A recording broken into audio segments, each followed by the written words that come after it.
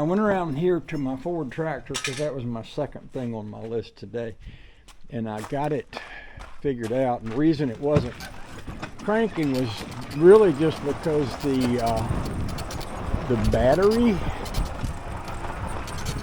hot wire wasn't connected as well as it should have been. So I spent a little time playing with that. I got that working, and it should crank now.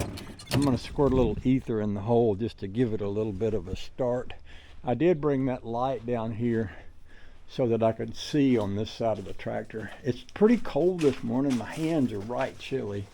But if I can get this to start, I'll just let it run and warm up for a little bit. I took the little breather tube off of here. That's it on the bench there, just so I could get my ether to go right in the hole here. And I'm willing to bet she will crank now, but she'll probably run pretty funny while I nurse the choke on it. Maybe, I don't know if I can sit you there and have you stay there or not, but we'll try this. You have to mash the clutch down. I get one hand on the choke, one hand on the starter button down here, pull the choke out. She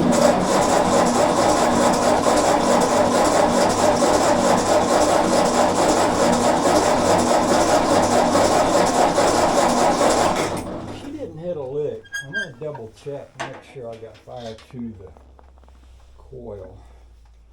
So I know I've got fire to here. This thing is turning over. I put a new ignition switch in this thing the other day because the old one literally fell apart. But we should have, in order for it to run, we should have a hot wire to the coil on the plus side right there. That is hot. You can see that. So this should crank. Let's get back up here. Tell you what, give it another little squirt. Generally when you got a little ether in there it's going to go, but give it another little squirt. Go back up. Try some more. Be nice if I had a nice place to sit, y'all, but I don't. I loaned out my other magnetic tripod thingy, and I need to get me another one, I think. Alright, let's try this.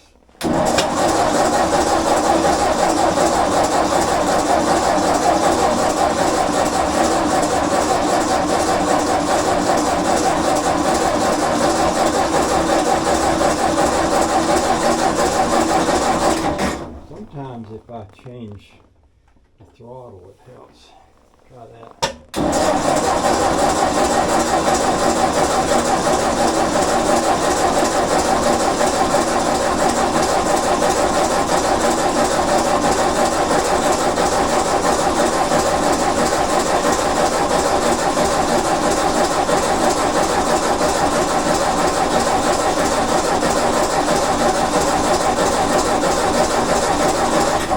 I'm surprised she's not starting.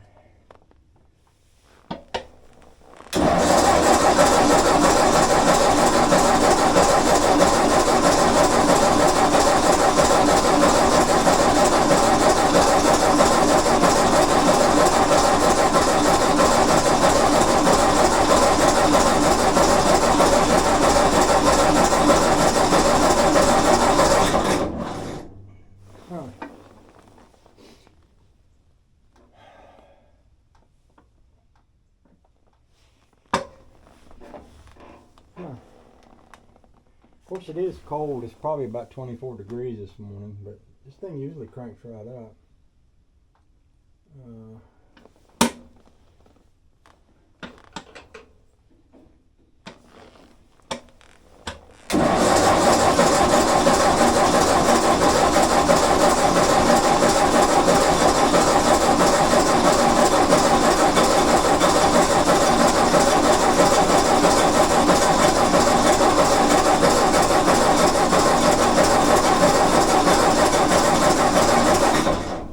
maybe just flooded. I see. Almost looks like gas is dripping right out of the carburetor. Yeah,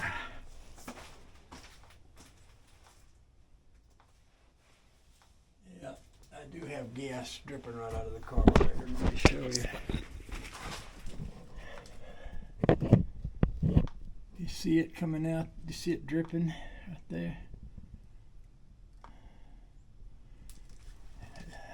And it's all wet.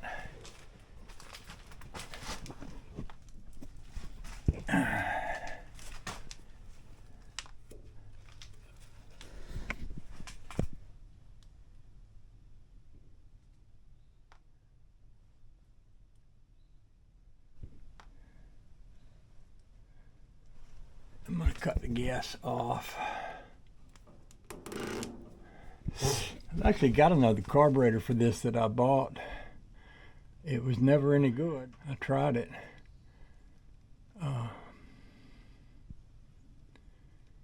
If it's that wet, maybe I just need to take it off, take it apart, and see if there's anything I can do to make it better, and try to find that other carburetor and put it on here too.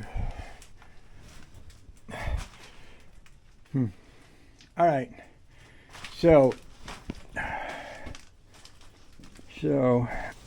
I'm going to turn my key switch off. I don't have this. This one didn't exactly fit, and there was not a ring to put it in there, but a pair of vice grips hold it. I didn't order the key. Actually, this one, you had to buy the key separately.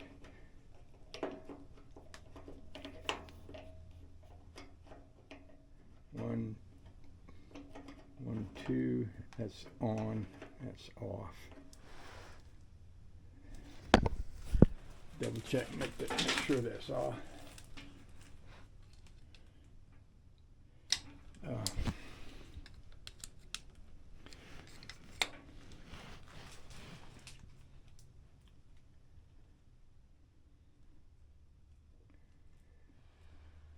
I'm gonna go back in the house and do some thinking on this, and I'll be back.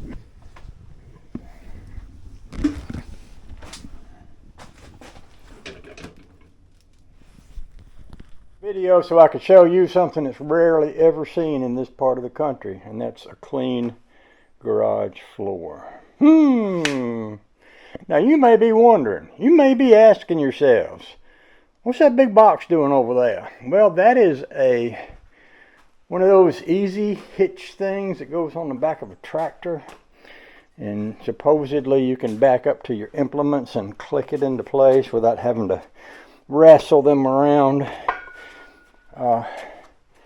And I went to crank my tractor the other day, and the ignition switch broke. So I ordered a new ignition switch and wired it up, and it wouldn't run at first, but then I kept messing with it and figured out that I just didn't have a well-connected battery wire at that point. So got the battery wire connected correctly, got the ignition switch working. I will admit that the ignition switch is installed in a rather untraditional manner, but it still works. And when I went to crank it, it wouldn't start, and it was leaking gas pretty profusely. So I decided to order a new carburetor. And I'll tell you the carburetor story on this tractor. I got the original carburetor working, but it didn't work very good. So I did away with that, and I ordered another carburetor, which is one of those little cheap Chinese carburetors, and it worked. It was even worse. Even worser than the carburetor that wasn't any good. So, let me see how this thing fits on. I'll put this back on here.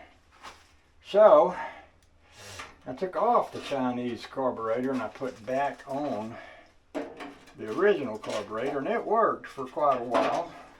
But it did have a tendency to leak gas, so I put a shutoff valve on it to catch the gas, more or less. And that worked for a while. But then the other day when I was going to crank this thing, it was just leaking a ton of gas. In fact, if you look at it, you can almost tell by the color of it and the color of everything below it there that there's been quite a lot of gas been leaking out of that baby.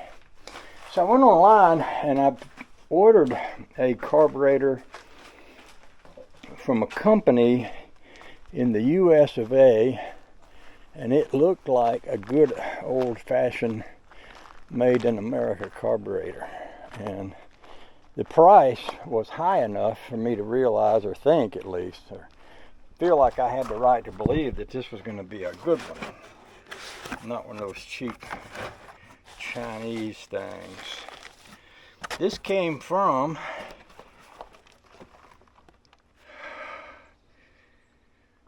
this says JDM Speed Motor, high quality genuine auto spare parts, and it came from a company called, I believe, Restoration, something Restoration. But I took a chance on it. I spent a lot of money on it, and I'm going to put it on the tractor because I need the tractor to work. See, this even has a, this says, I don't have my glasses on, but I don't even know where my glasses are at. They're somewhere. They might be in my shirt. Anyway, I'm going to put that baby on there. I want to be able to pick up that table out there because I want to sell it, but I don't want to have somebody come over here and us not be able to figure out how to get it in a truck. And I figured, well, if I had the tractor running, I could put that hook that's on it and lift it by this part down here and get it up high enough to get a pickup truck under here and get that on the back of a pickup truck. And then we could, if we had to, lift or slide or push the rest of it up in there. And I'm going to drop the price on this table and see if it sells. And if it don't bring at least $200, I'm going to keep it. And I'm going to take this top and put it on that trailer, and I'm going to turn that into a mobile welding trailer. Yeah, that's my plan. Oh, and this thing. This is an old barbecue grill that I think Larry might have given me this, and I stripped all the stuff out of it, and I'm going to strip all this stuff off the top of it, and I'm going to turn this into a car show sign. Now, I've got that car show sign out there, which is, I think, excellent, and I showed it to Jonathan. He's the guy that's putting on the car show, and he was very excited about it. But this car show is going to be down at Bobby Brown Park, and it's about 6 miles off the main road, and there's a couple of turns you have to make to get down in there where it's at. So I thought, well, I need to make some more signs. I need to make a sign where you turn off the main road, and then I need to make another sign where the road kind of forks, just to point people in the right direction when they come to show up for the car show. So that's going to be a sign there, and the reason I chose that is because it has wheels on it, and I can roll that up to a place beside the road and leave it. I kind of doubt if anybody would go to the trouble to steal it. And then when I get through, I can roll it back up on my trailer and bring it home, stick it in the woods till they have the next show next year. And this is going to be an annual event. So if I go ahead and make these signs, I'll be ready for that. So having said all that, I'm going to grab my carburetor. I might need a wrench or two. We'll head back there where the tractor is, and we'll do our installing. Now I'm going to take this home at noon And it's a little after 10 now, so I got a couple hours to work on this before I have to leave to take that home. So let's do that. Let's get on to that. Oh, the joy.